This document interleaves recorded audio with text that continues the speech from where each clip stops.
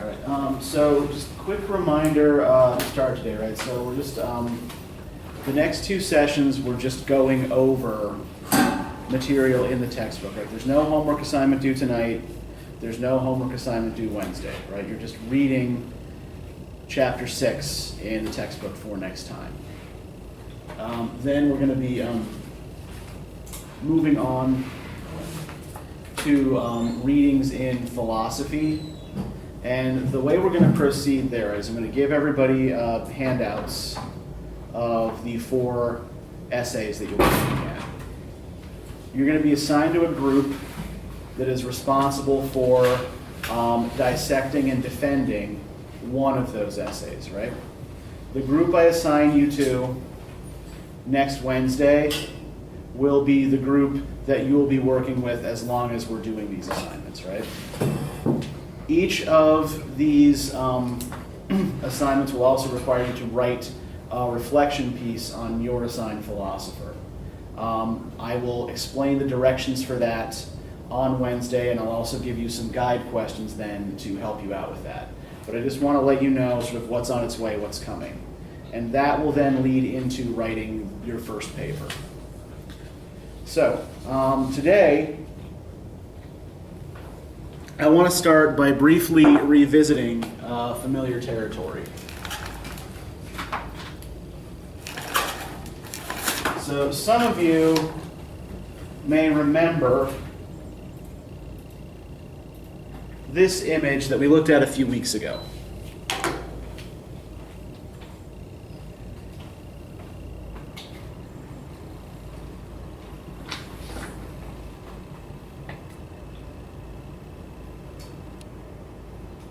Come on.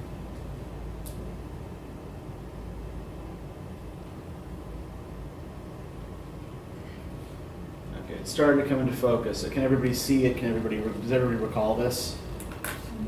Okay, so if I recall, I also did not tell you what this is, right? I just had you do a kind of blind description of its various parts.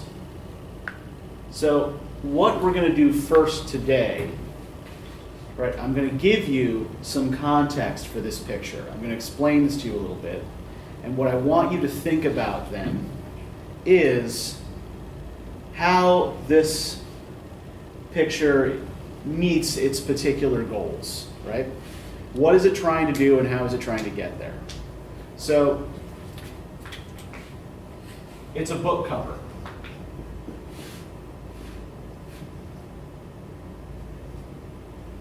We can actually see, if we look very close, we can see the spine here, right? And we can see a little publisher's mark up there, or a bookseller's mark up in the corner. So, this book was published in 1967.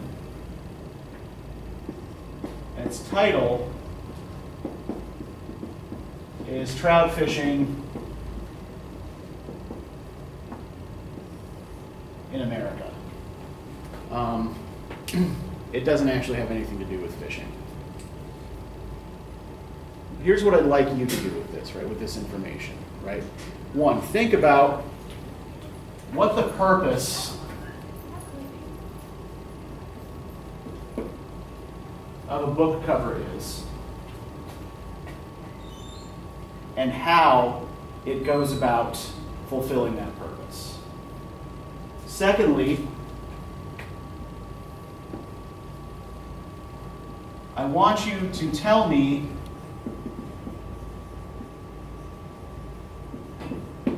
which of these figures is the author and why you think that figure is the author, if either of them is the author. Because what do we notice is missing from this book cover? Yeah, there's no title. And what else do we usually expect to find on a book cover that's missing? The author's name, right? Yeah. We don't get either of those here. So that might be another thing you want to think about in terms of how this accomplishes its purpose, right? What features of it are unconventional for a book cover? Which features of it are conventional? what is the purpose of a book cover overall? What's it supposed to do? Get your interest, get you looking at Yeah, ultimately it's supposed to get you to buy the damn thing, right? It's supposed to get you to pick the book up, take it over to the register, and pay for it. So what that this book does not give us the title or the author's name?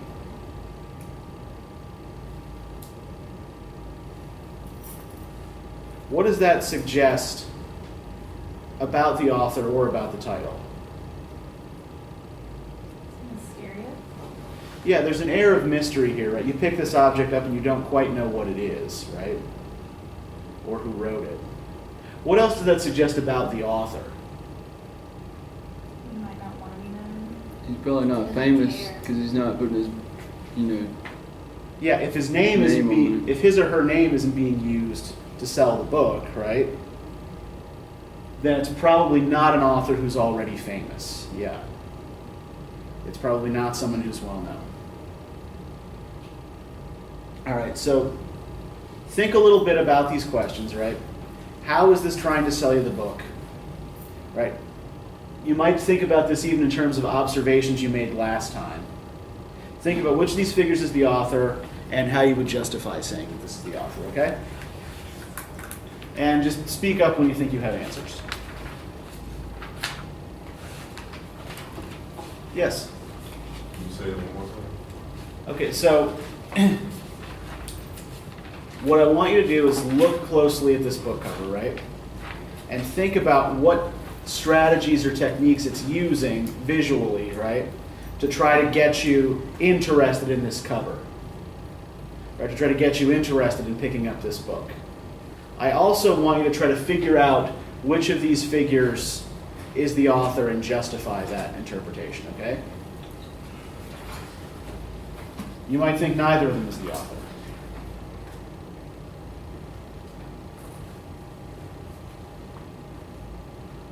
And yeah, just once you think you have answers, speak up. Yeah, Dalton. Is this the front cover or the back cover? 'Cause I know Well, where's this? Where do we see the spine?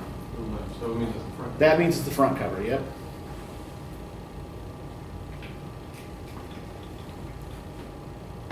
So when you pick this up, that would be the first thing you see.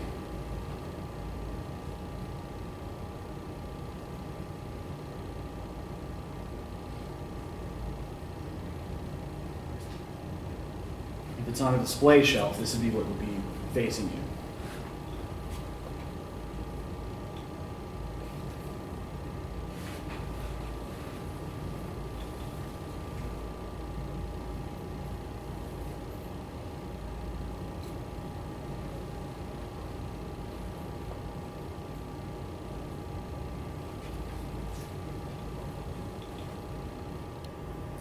I have an idea. Yeah, go for it. I mean, personally, I think that like the book, like the purpose of it is that they want people to read it for what's inside of it, and they're not trying to just get people to get hooked by the front of it. Okay, so you think that this is not an interesting enough cover. I don't think. I mean, you said that like trout fishing in America. If that was on the cover, people would think it's about trout fishing in America. But if Okay. that's not really what it's about, then they're trying to get people to explore what it really is, like not just judge it by its cover. Okay. Or its title. Although really they are being asked to judge it solely by its cover. Right? They're being asked to judge it solely by this image. Yeah. I, Yeah. go think, ahead. I think the lack of giving information leaves more curiosity, and you can't find it unless you read it, type Right. of thing. Yeah, and you it's know- an interesting cover too, and I think he might be the author just because he's kind of like the first one to get your attention, kind of when you look at it. Okay. It just kind of stands out from where he's standing up and the way he's standing. Yeah. Okay. So because he's standing and looking directly at us, you think he's the dominant figure in the picture, and he is probably the author. Or either the main character one. Okay. And that the title and the author information is left out to get you to pick up this book because to see what's it's different inside. than every other book because it doesn't Right. have that. Mm-hmm. Yeah, so what we've noticed there, right, is what's called an anomaly. Right? An anomaly is basically anything that doesn't fit the usual pattern. So normally, when we're looking at an object like a book cover, there are certain features they all share. The fact that this doesn't share those features is an anomaly, and that alone should grab your attention immediately, right? When you're looking at something that's a member of a category that shares all kinds of specific features, but it's missing one of those features, that's one of the first things that should get you scratching your head asking why, right? What's going on here? Why is this missing? Now, if we think about context here, so we think about the time period in which this was published, what might that have to do with the presentation here, with the visual presentation? That person probably didn't have enough money to, like, maybe produce as good of a cover.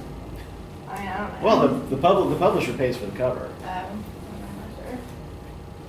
Maybe to correlate them with whoever their audience is. By Okay. kind of simulating how they are compared to them. And what kind of audience do you think this would be aiming for? I'm guessing middle class, maybe. Why would you say middle class, Ben? I don't know exactly, the way people dressed and the way people, but I mean, they're just like, seem like common folk, urban city. And then Okay. also the actual title is about trout fishing in America, but the cover displays an urban city, so. Yeah, they're in the middle of San Francisco, right? This is not the kind of place where you would actually go trout fishing. This would also be, a recognizable spot in San Francisco. So people who are familiar with the city would know this spot. So they would associate it, perhaps, with that city in that period. Does anybody know what San Francisco was kind of the center of in 1967? What cultural movement was sort of headquartered there?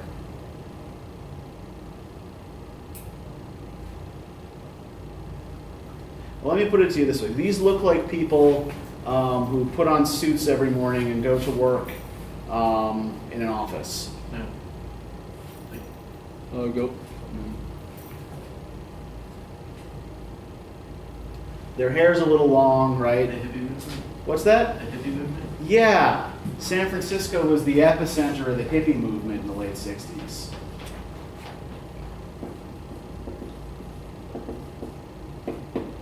So, someone who's picking up this book in 1967 and is familiar in any way with the hippie movement, right, is familiar at all with San Francisco, would pick it up, recognize, oh hey, this is that famous park in San Francisco.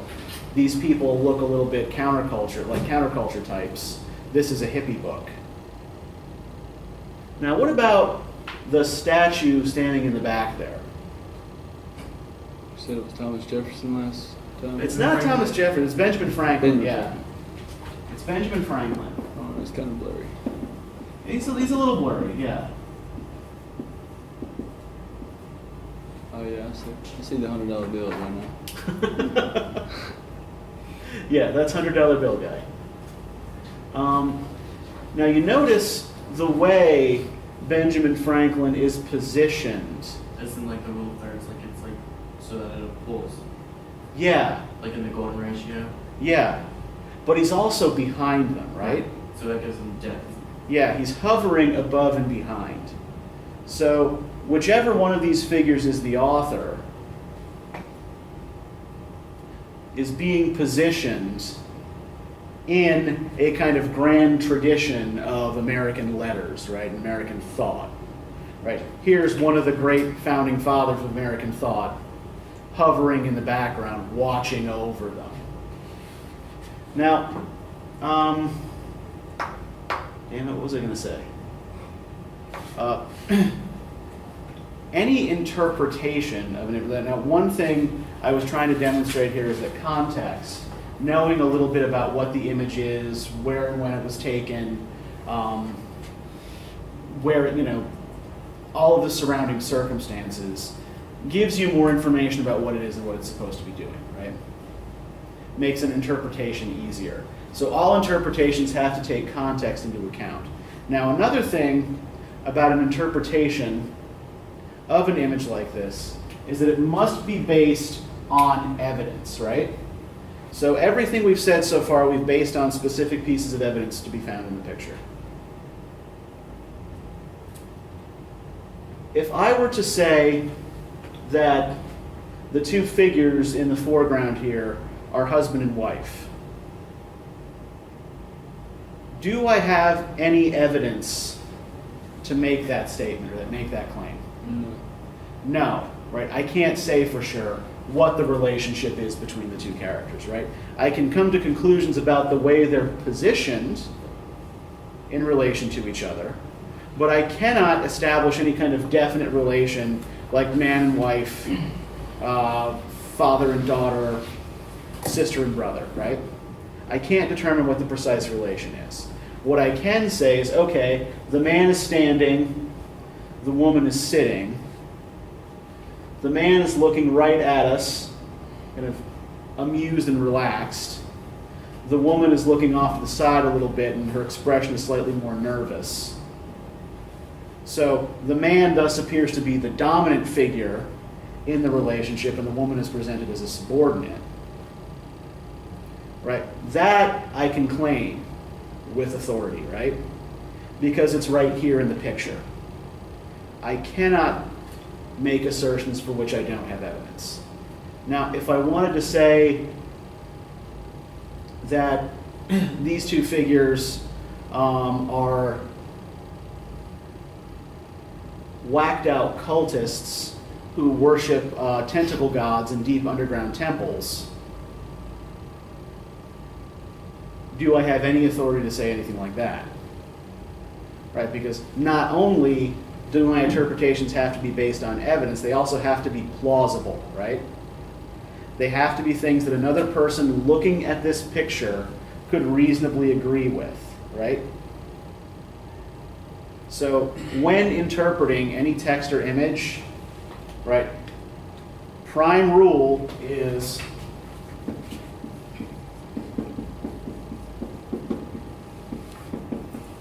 don't just make shit up.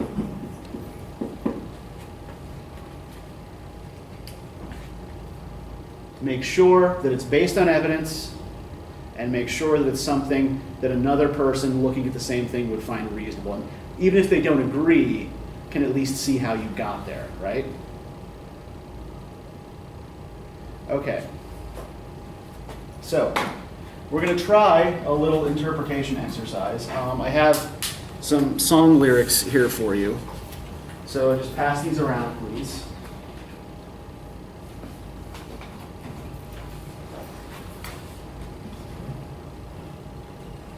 This is a song by the folk country artist John Prine.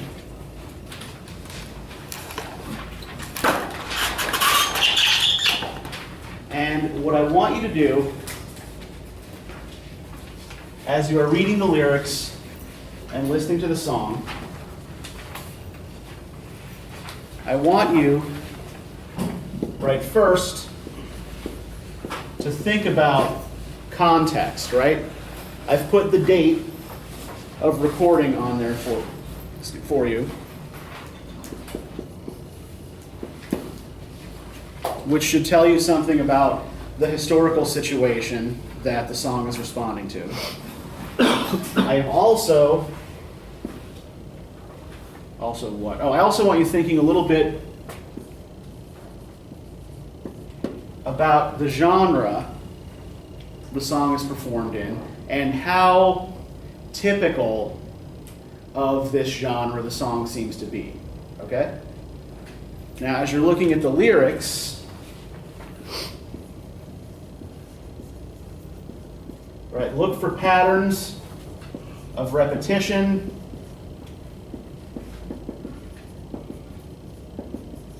and similarity, right? Are there related, not just related words, but related concepts that seem to repeat in the song?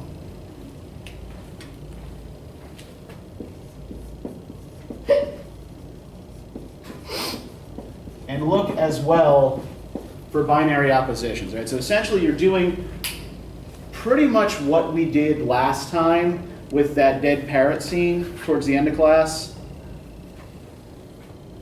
but with added context here, right?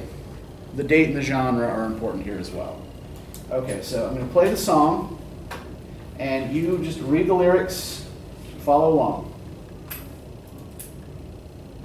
While digesting Reader's Digest in the back of a dirty bookstore, a plastic flag with gum on the back fell out on the floor. Well, picked it up and ran outside, slapped it on the window shield. And if I could see old Betsy Ross, I'd tell her how good I feel.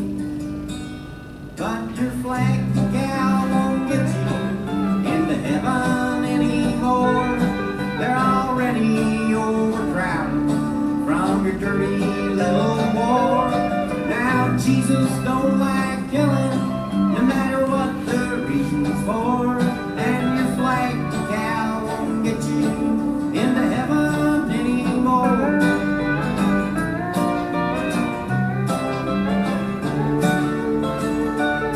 Well, I went to the bank this morning, and the cashier said to me, if you join the Christmas club, we'll give you 10 of them flags for free. Well, I didn't mess around a bit. I took him up on what he said, and stuck them stickers all over my car and one on my wife's forehead. But your flag gal won't get you into heaven anymore. They're already overcrowded from your dirty little war. Now Jesus don't like killing, no matter what the reason's for. And your flag gal won't get you into heaven anymore.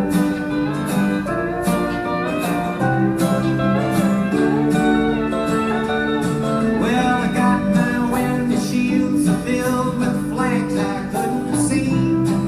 So I ran the car upside a curve, right into a tree. By the time they got a doctor down, I was already dead. And I'll never understand why the man standing in the pearly gate said, but your flag gal won't get you into heaven anymore. We're already overcrowded from your dirty little war. Now Jesus don't like killing, no matter what the reason's for.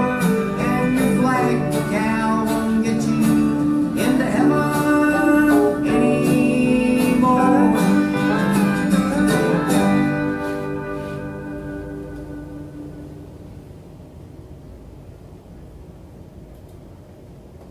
So just take a couple of minutes and see what you can do with this.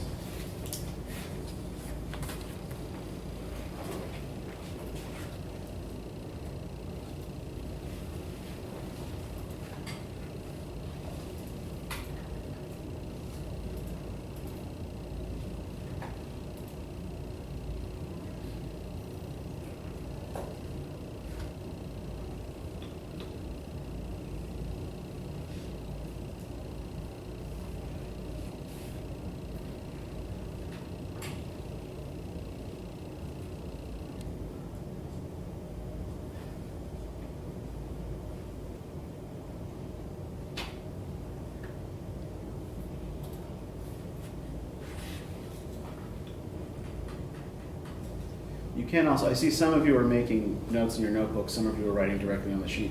You can write directly on the sheet if you want to, that's okay, I don't need them back.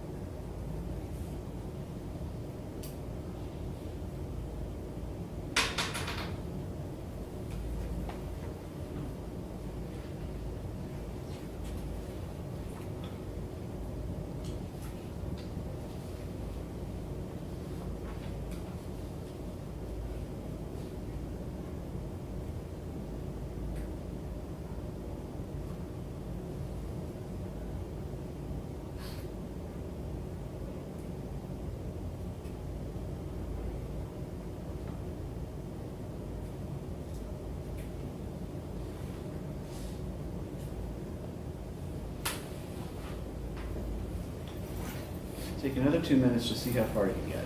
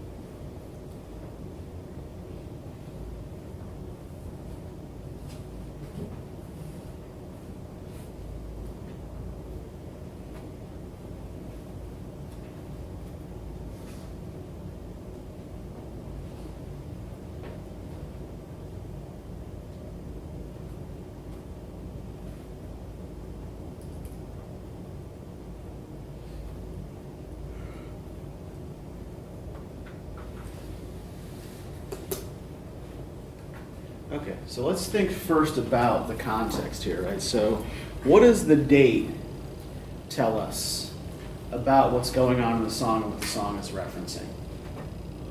Maybe the Vietnam War? Okay, it's 1970, it was recorded in 1971, right? That was certainly the only sort of quote-unquote official war that the U.S. was involved in 1971. American right? citizens wasn't really backing the reasoning behind the war either. So, you know, Yeah, well, it wasn't a very prideful war. Yeah, Across America. yeah, you've got an unpopular war, and yeah, that's sort of a lot of what's backing this up here, right? The direct reference here, yes, the dirty little war, right? Right. Yeah, that dirty little war is Vietnam.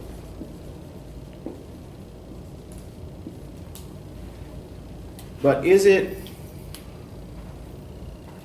the speaker, the main speaker in the verses, who's calling it a dirty little war? No. Who's calling it a dirty little war? The people he's running into, like people at the bank or. I think it's because at the end it says he said your flag won't get you in heaven where it's over from your big little war. So Jesus, sorry. Yeah, the person telling him that the flag decal won't get him into heaven. The chorus part is actually spoken by St. Peter at the pearly gates, right? Okay. Right, that flag decal isn't going to get you through. So, the verse and chorus have different speakers.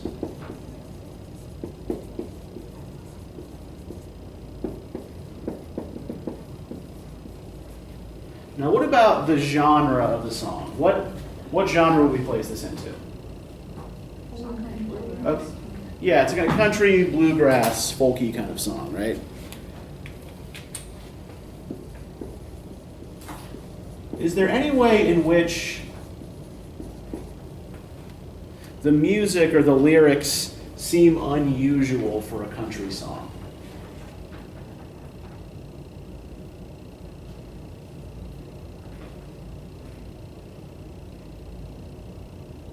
Country music usually is pro-American. Yeah, country music often is adopts patriotism as a strong value, right? So yeah, country music tends to be unambiguously patriotic, often uncritically patriotic, right? And so the implied criticism of patriotism in the song is unusual for a country tune, right? Now, in addition to this, sort of on a left-right political spectrum, in which direction does country music usually tend to lean? Tends to lean more right, right? Does the message of this song seem more right-wing or left-wing? Left, yeah, it's an anti-war song, right? So yeah, so this is critical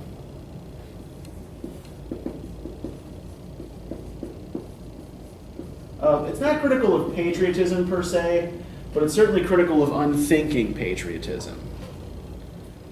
And yeah, the politics I think are it's like a more leftish. Yeah. I think it's like a combination of like the separation between religion and politics, and the combination. It's like combining them to separated them, kind of. Okay, what?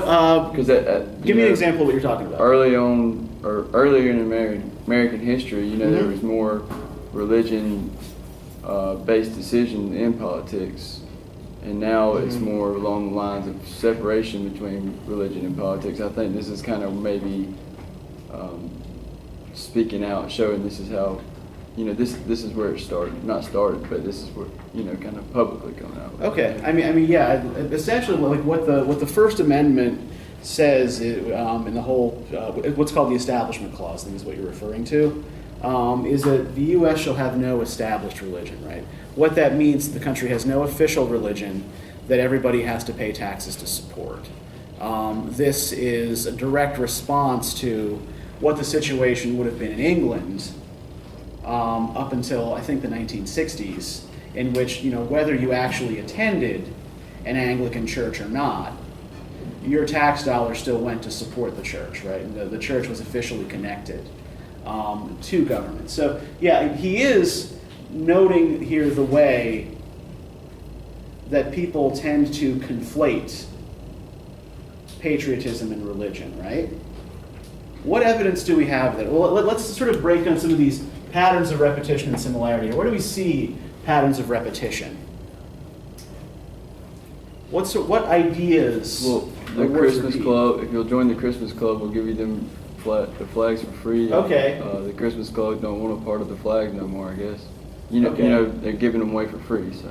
Okay, Christmas Club. Well, let's just stick with things that Christmas Club is related to in a pattern right now, right? Okay, so what belongs in a pattern with Christmas Club? Religion. Jesus. Okay, Jesus pops up a lot, right? Yes. Jesus is mentioned in the chorus in every iteration of it, right? Okay. What else? What other words or concepts do we relate to this here? Heaven. Okay, heaven. Yep. Your flag decal. Your flag decal, where your flag decal won't get you. Yep. What else? That heaven's overcrowded because of the war. Okay, heaven's over. Well, we've already got heaven on here, right?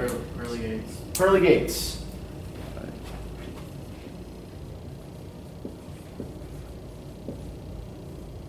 Okay, so how do we justify making a category out of this? What do all of these have in common? Religion. Yeah, religion, and just religion? Specifically Christianity, right? Yeah.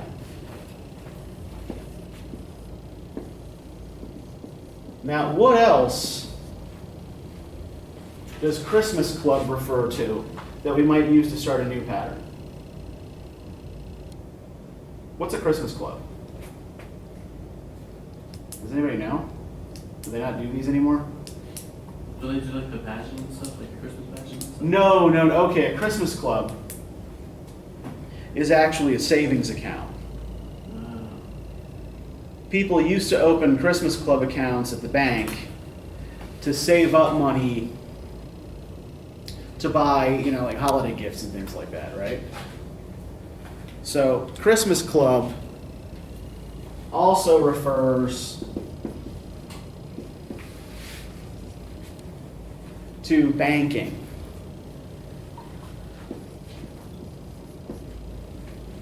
So we got the Christmas Club, we got the bank. Anything else in here that relates to banking or to money? or to economics?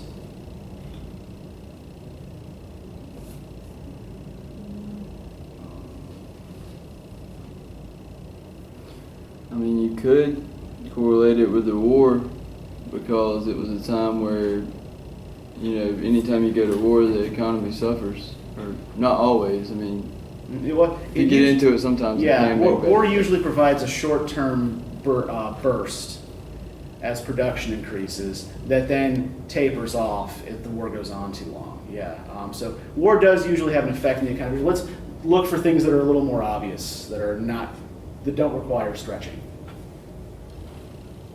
Anything else that's related to commerce or banking in any way? Where's the first place he finds? The Reader's Digest. Okay, it's a Reader's Digest, and where is he reading the Reader's Digest? Dirty bookstore. The Dirty Bookstore, yeah. So he's reading a magazine in a store, and the first of his flag decals falls out, right? Now, Dirty Bookstore is also something that can be interpreted in at least two ways, right? It could be a bookstore that is unclean. It could also refer to an adult bookshop, right? Which would be a strange place to be standing around reading a Reader's Digest, but I digress. Okay, so anything else that relates to banking or commerce here? Or do we think we've got this kind of set?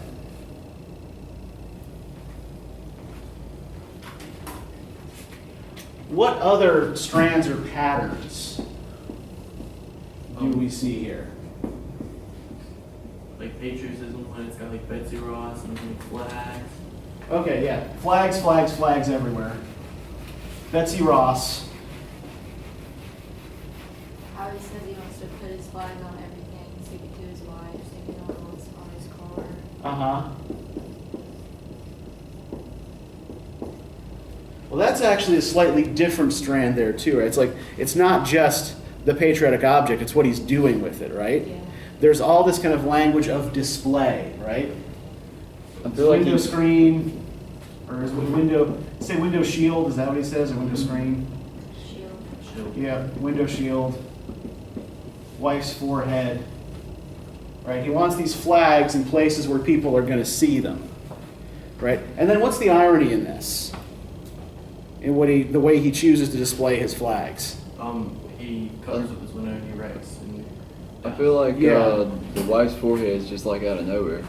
But Right. it's also like things that he owns. Okay. All right. Things that, Okay.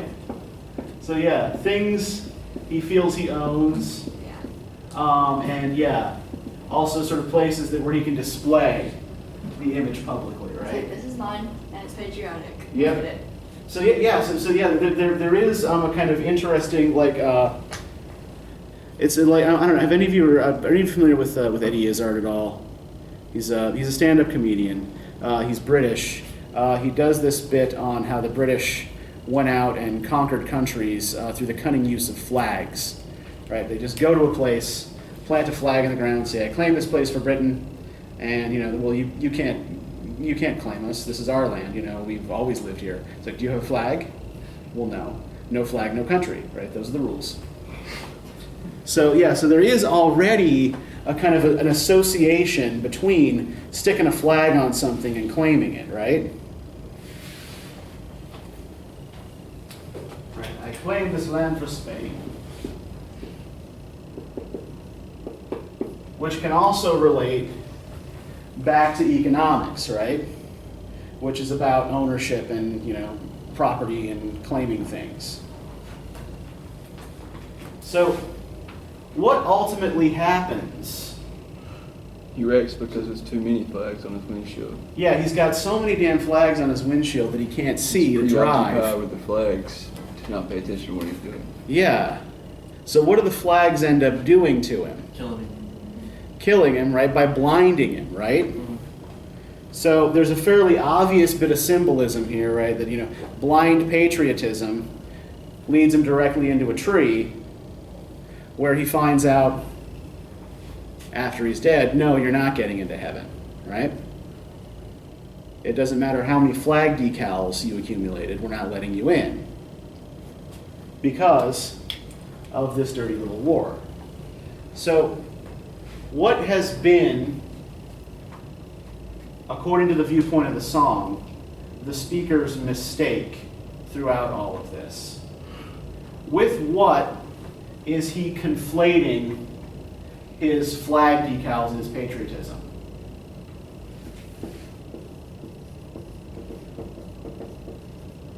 That being patriotic is gonna get you in heaven.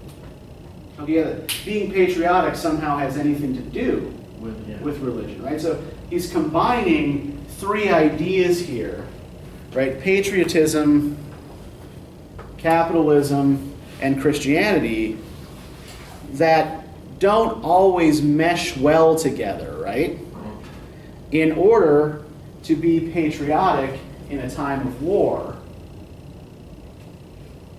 you may have to support certain things and certain ideas that the precepts of Christianity explicitly forbid, right?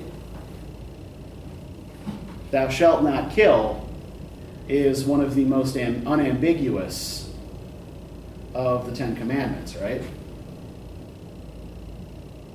So there's the big binary opposition there, right? The real binary here is patriotism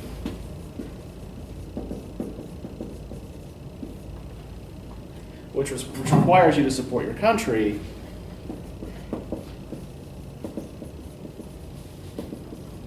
and Christianity, which requires you not to kill people, right?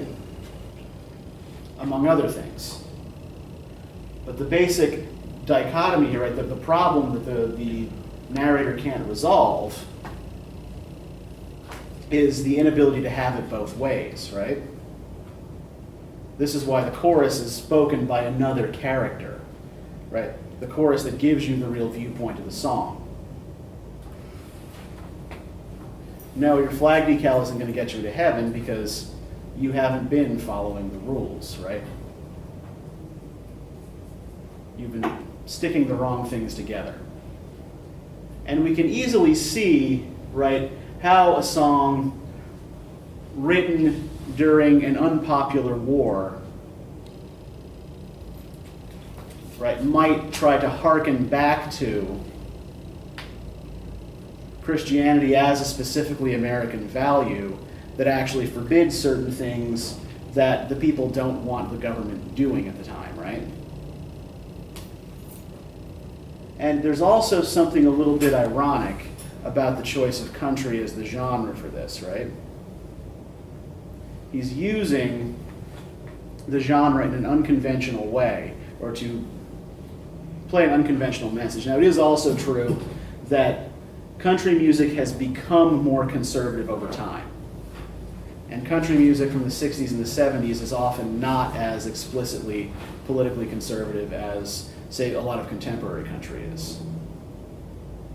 Although a lot of contemporary country is also like completely apolitical, right? Like no direct mention of politics at all. But this is pretty directly engaged with this, right? So we could use this binary then to try to build a thesis like we did last time. So our preliminary idea here might be something like,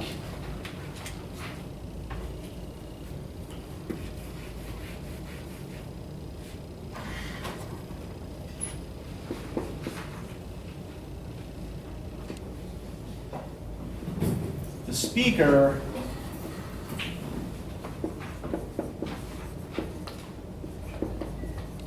collects flag decals to display his patriotic bona fides, mistaking national pride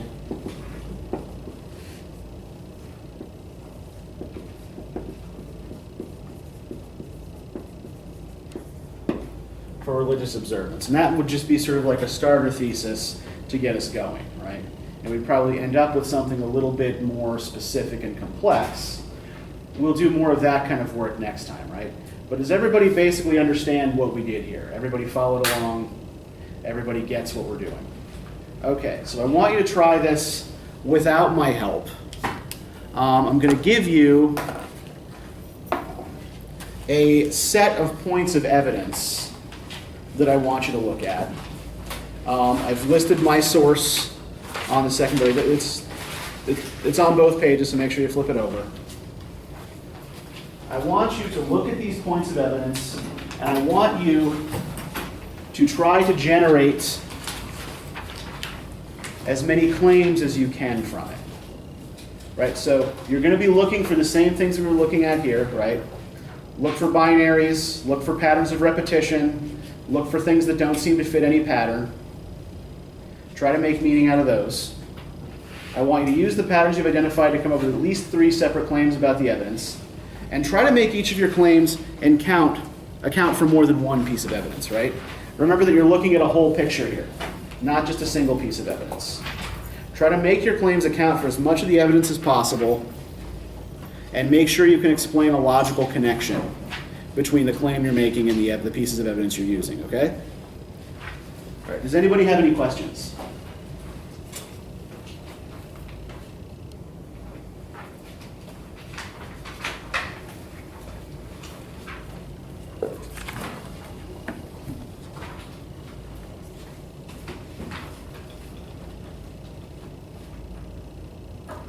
Did you not get I one? need one too. Oh, okay. Yeah. So I kept waiting on it to come around, Yeah, but I guess it ain't coming. you're sitting in that skip zone.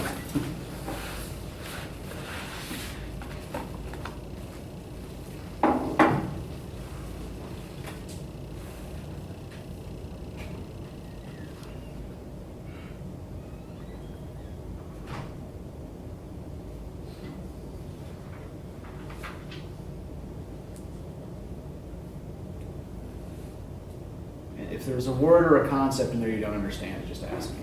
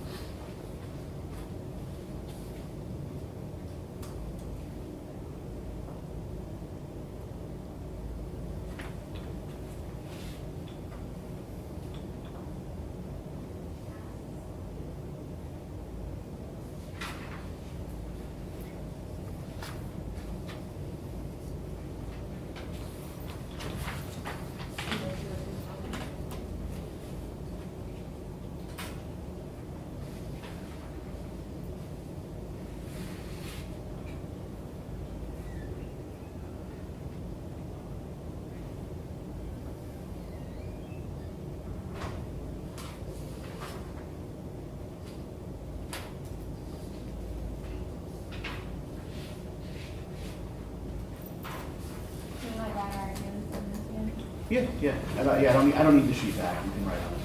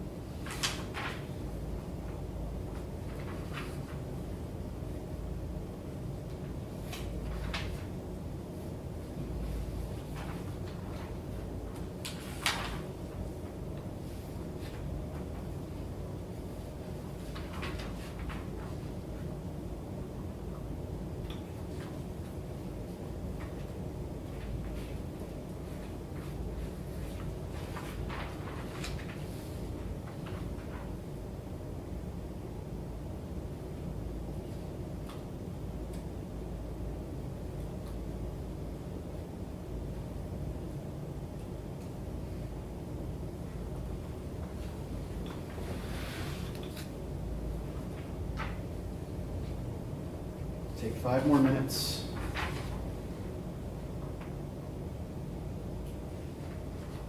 If you haven't started working up some claims yet, try to get to that point.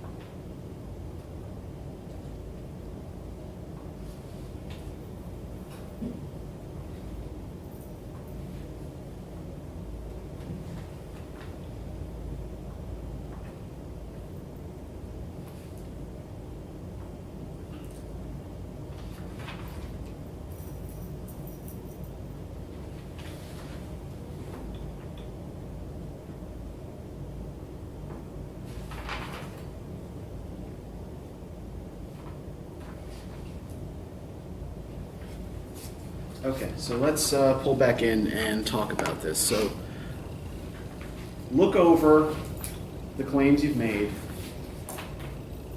Think about which you think is the strongest, right? Which accounts for the most evidence. And whenever you feel ready to do that, go ahead and share. I think in the time period around the Great Depression caused more families to move from more rural areas to urban cities, which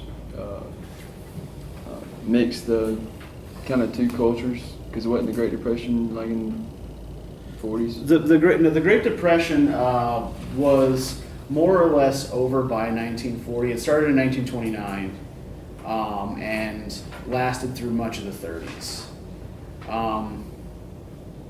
World War II plus careful economic planning kind of put everything back on track. But yeah, like we said earlier about war providing short-term boosts to the economy. But no, the Great Depression was over by the 40s. But it was just that previous time period that I thought that maybe had something to do with people moving to urban cities. And Okay, kind of mixing the two cultures. Okay. In a sense. Where are you getting that from? Which pieces of evidence are you using to get that?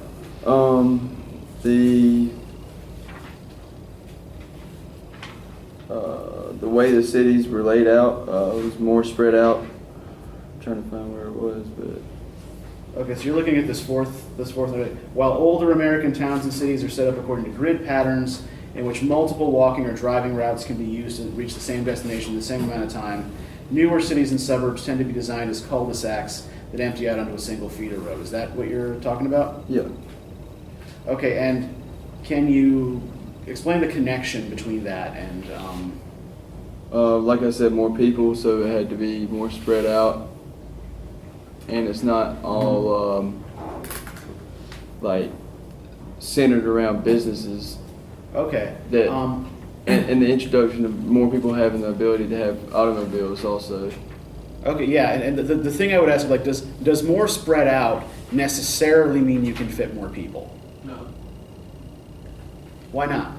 because if it's more spread out, like with the grids, they had like angles, and then this many houses could go in this section, and then Uh-huh. like spread out, it's just like branches, and it kind of like Right. If you look at, say, like an older East Coast city like New York, Philadelphia, Boston, DC, even some of the older parts of Atlanta, Savannah's laid out like this too, right? The lots that buildings are built on tend to be small, right? And they tend to build up rather than out. But you can actually often get more people into a building if you're building that way than if you're building like everybody's on a half-acre plot and all you can build are single-family homes, right? Right. So it's not so. I just want you to make sure that what you're doing is sort of drawn directly from the piece of evidence. There's a strong logical link here between the piece of evidence you're using and the claim you're making. Who else has a claim? Your strongest claim? Yeah, Carly, go ahead. Mine was more so, wasn't really anything like that. I was saying more like the newer patterns of the building and landscape. It's all like leaning towards upper class people. Okay, interesting. What pieces of evidence did you use for that, and what's your connection? The main thing I did is because first talking about like the grid patterns and everything, and Old Mhm. Town, everybody could walk everywhere because everything was Uh-huh. right there, and then it started moving into highways and stuff. And then talking about before 1950, there were rarely attached, garages and stuff like that. Mhm. But now in the newer homes, you barely find a home that doesn't have a garage because everybody normally has a car. Right. And then talking about the retail, all that moved from traditional downtowns to shopping malls and everything. Mhm. And then one of the main things was like saying how suburban neighborhoods, they rarely offer like public transportation. Right. Because normally people who live in suburban neighborhoods don't need transportation. Right. They have a car. So yeah, if you don't have a car, you can't get around. Right. All right. Good. Anybody else? What else did you guys come up with? Yeah, go ahead, Jared. the rise in people buying cars, like meant that they were losing sidewalks, like the less the sidewalks were made. Okay. Are there other pieces of evidence or information you can relate that to? That the rise in car ownership led to the demise of sidewalks in new neighborhoods. Right. Are there other pieces of evidence that you can attach to that? I mean, yeah, your interpretation, I think, of that piece of evidence is correct. The claim you're making is solid. I would say something that adds to that is the tourist destinations was like too far to walk.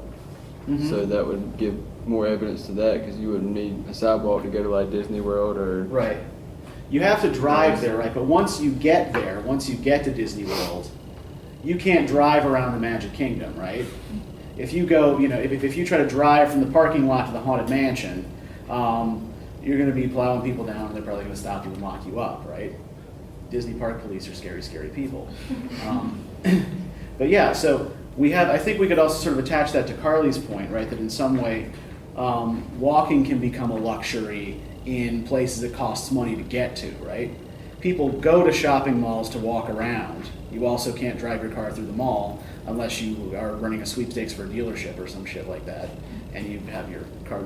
Do people even go to malls anymore? Or malls are pretty much dead too, right? I think online shopping has killed them. I mean, I feel like people go to malls. Okay. I still go to the mall sometimes. Okay.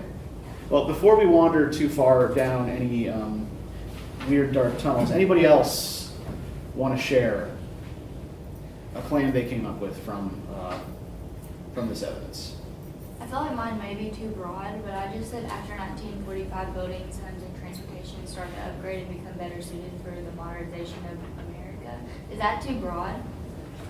You might want to say a little bit more about what you mean by modernization, right? Because modernization can mean multiple things, right? Yeah. Can you modernize public transit as well as automobile transportation? Yeah, I mean, like, if you look, for example, like at bullet trains in Japan, right? They can, whiz from one end of an island to another in minutes. So you can have modern forms of public transportation as well. But I think what we're looking at there is a modernized form of automobile transit, right? As automobiles get more advanced. And can we maybe connect that to... I said one of them is that the garage is as large as the living space. So Yeah. garages got bigger. Right, so yeah, garages have been getting bigger as houses have remained the same size. Could we also connect this in some way to the fact that American land law largely regards land as a private commodity to be used for personal financial gain? Can that be related to the way we prefer to get around? Do Americans typically prefer sitting on a public transit line with other people or going places by themselves? Going places by themselves. So there are a number of things here that we could, make an argument about the broader culture here, right? About individualism in the broader culture. People prefer houses that are separated from each other. People prefer cars to public transportation, that sort of thing. Except that there seems to be a generational divide here too as well, though, right? Because what do we notice about what's said here about younger people near the bottom of the first That page? they're moving to larger cities. They're getting more urban. They're moving more urban. Right, that younger people, that from the late 1990s, younger people have been leaving suburban areas and moving not just to any cities, but to a couple of particularly large, compact cities. Okay, everybody get this? Everybody see what we're doing? So what we're going to do next time is work on how we can sort of work these claims into genuine thesis statements, and how we can then use the shaping of a thesis statement to organize a longer paper. All right, so we'll let you go. I'll see you in a week. Have a good Labor Day.